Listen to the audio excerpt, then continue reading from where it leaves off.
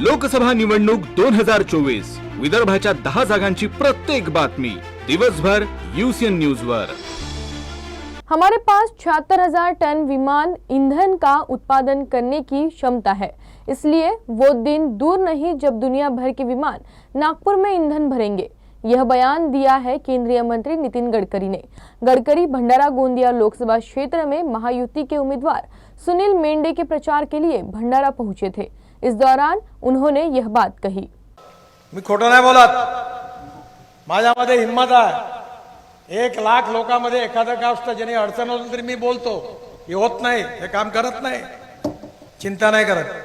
लोकांना आपल्या विदर्भाच्या भाषेत मी चिवत्या बनवण्याचं काम करत नाही। आणि म्हणून मी खरं सांगतो तुम्हाला, मी 90% समाजकारण करतो, 10% राजकारण करतो आणि जातीपातीचं राजकारण मुळीच करत नाही। मी यायला सगळ्याला बजावून दिलं का जो करेगी जात की बात उसको कसके पडेगी लात। जे निवडून येत नाही काम केल्यावर ते आपल्या जाती सांगतात। तर भंडारा जिल्हा कशासाठी प्रसिद्ध होता?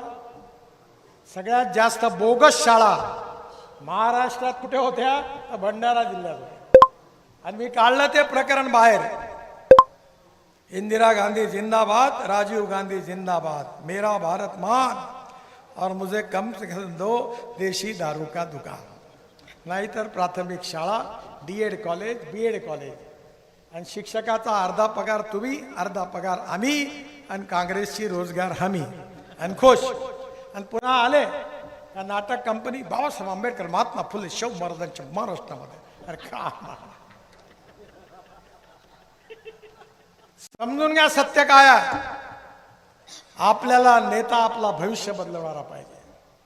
आपल्याला नेता शेतकऱ्यांना कर्जमुक्त करणारा पाहिजे।